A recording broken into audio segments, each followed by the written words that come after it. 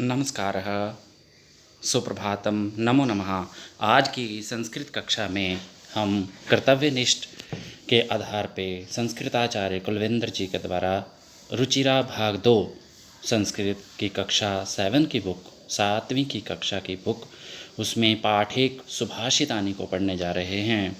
आओ इसके प्रश्नों को हम ध्यान से सुनते हैं और अच्छे से अपने पेपर के लिए तैयारी करते हैं, जिसमें प्रश्नों का क्रम दिया गया है।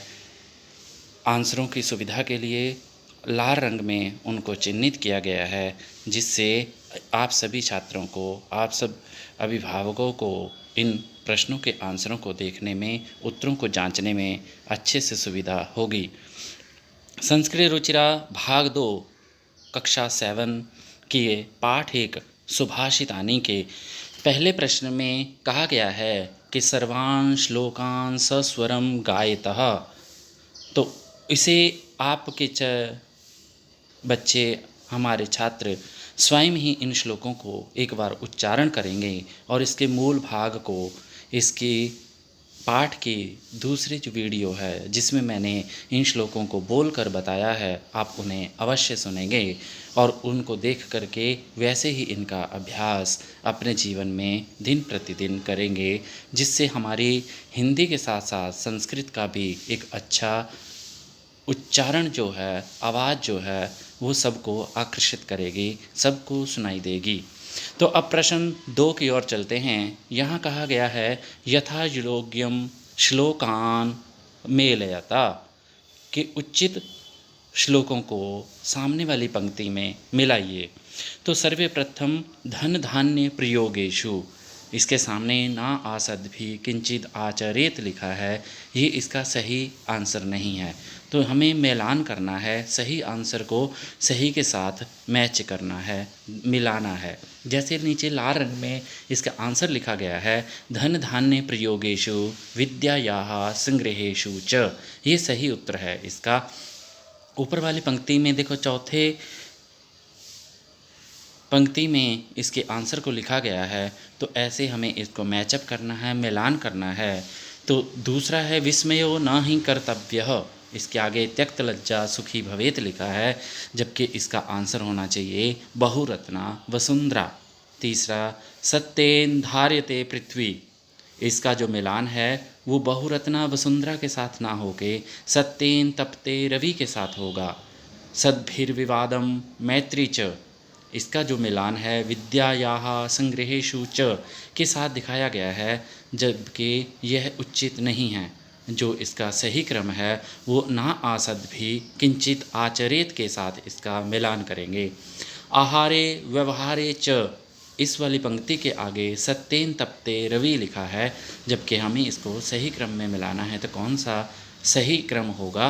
त्यक्त लज्जा सुखी भवेत, जो दूसरी लाइन में लिखा गया है काले अक्षर में, तो उसी लाइन को ही हमें इसके साथ मिलान करना है। आप इनके आंसरों को अच्छे से जांचें, अच्छे से देखें, 2 से 3 बार इसे अवश्य पढ़ें, जिससे आप सबकी इसमें पढ़ने में सहायता होगी। अब हम इसी पाठ के सुभाषितानी पाठ के प्रश्न 3 पे चलते हैं। तो 3 प्रश्न में पूछा गया है एक पदेन उत्तरतः, के एक वाक्य में, एक शब्द में इसका उत्तर दीजिए। तो पहला प्रश्न है पृथिव्याम कति रत्नानि, पृथ्वी में कितने रत्न हैं? तो उत्तर दिया गया है पृथिव्याम त्रीणि रत्नानि, पृथ्वी पर 3 रत्न हैं। दूसरा प्रश्न है मूढ़ै कुत्र रत्न संज्ञा विधीयते, इसका उत्तर होगा मूढ़ै पाषाण खंडेषु रत्न संज्ञा विधीयते। आगे प्रश्न है पृथ्वी केन धार्यते, तो उत्तर हम इसका मैच करेंगे पृथ्वी सत्येन धार्यते। आगे प्रश्न है कै संगतिम कुर्वीत, तो उत्तर होगा सद्भिः संगतिम कुर्वीत। आगे प्रश्न है लोके वशीकृति का, तो उत्तर होगा लोके वशीकृति क्षमा, लोके वशीकृति क्षमा। तो अब तीसरे वाले प्रश्न में हमने एक पद में, एक शब्द में इसका आंसर चेंज करना था, उत्तर देना था। तो हम इन प्रश्नों को अच्छे से समझेंगे, सुनेंगे और धीरे धीरे हम इसका अभ्यास दिन प्रतिदिन इसके माध्यम से करेंगे कि जिससे हमें प्रश्नों का उत्तर जल्दी और स्वतः ही इसका ज्ञात हो जाए।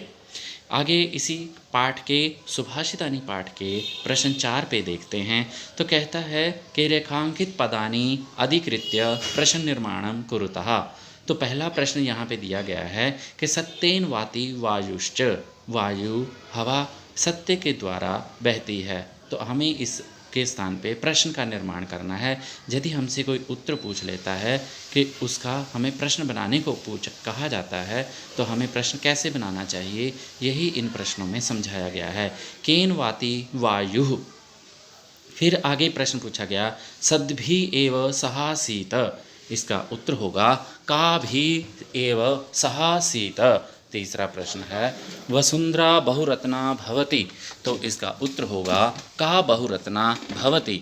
आगे फिर उसने पूछा विद्यायाः संग्रहेषु त्यक्तलज्जा सुखी भवेत्। तो इसका प्रश्न होगा कस्याः संग्रहेषु त्यक्तलज्जा सुखी भवेत्। आगे फिर उसने प्रश्न दिया सद्भि मैत्रीं कुर्वीत। तो इसका उत्तर होगा का भी मैत्री कुर्वीत। तो हमें इसके आंसरों को ध्यान रखना है और अच्छे से इन्हें मिलान करना है और हम अपना अभ्यास ऐसे ही प्रतिदिन एक पाठ के द्वारा, एक कक्षा के द्वारा अवश्य करेंगे, जिससे हमारे पाठ जल्दी व स्वतः ही हमें ज्ञात हो जाएंगे। आगे पाठ एक सुभाषितानि के 5वें प्रश्न में चलते हैं। तो यहाँ प्रश्न दिया गया है कि प्रश्नानाम उत्तराणि लिखतः। अब इस प्रश्न में उसने एक वाक्य में या एक शब्द में आंसर नहीं पूछा, ना उसने लिखा है। तो अब हमें पूरे वाक्य में अच्छे से जितना हमें आता है उतना आंसर हम लिख सकते हैं। तो पहला प्रश्न लिखा कुत्र विस्मया न कर्तव्यः। उत्तर होगा बहुरत्ना वसुंधरा इति विस्मय न कर्तव्य। आगे प्रश्न पूछा पृथिव्यां त्रीणि रत्नानि कानि। तो पृथ्वी पर कितने रत्न हैं। पृथिव्यां त्रीणि रत्नानि जलमन्नं सुभाषितं सन्ति।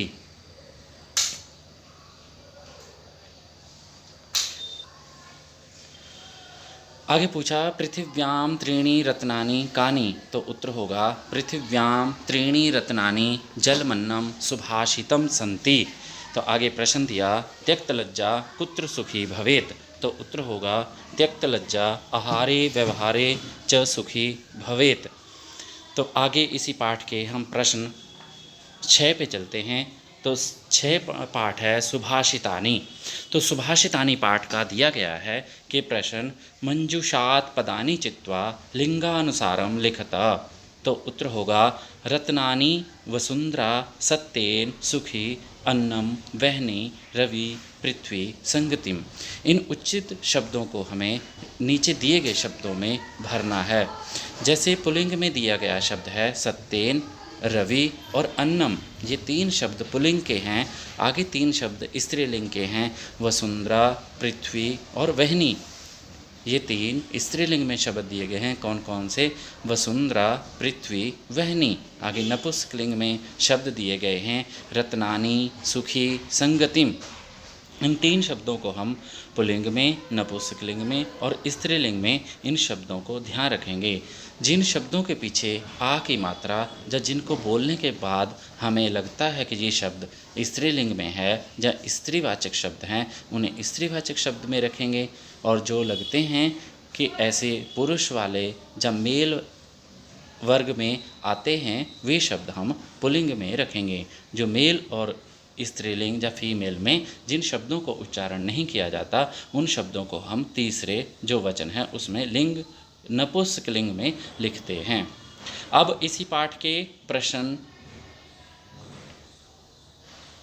7 पे सुभाषितानि पे देखते हैं। तो यहाँ लिखा गया अधोलिखित पदेषु धात्वा के सन्ति। तो उत्तर होगा पदम, करोति का पद होगा क्री, करोति का पद होगा कर्तव्य और धातु होगी क्री। दूसरा है पश्य, पश्य का पद होगा पश्य और धातु होगी दृश्य। तीसरा भवेत का पद होगा भवेत और धातु होगी भू। आगे तिष्ठति का धातु होगा स्था।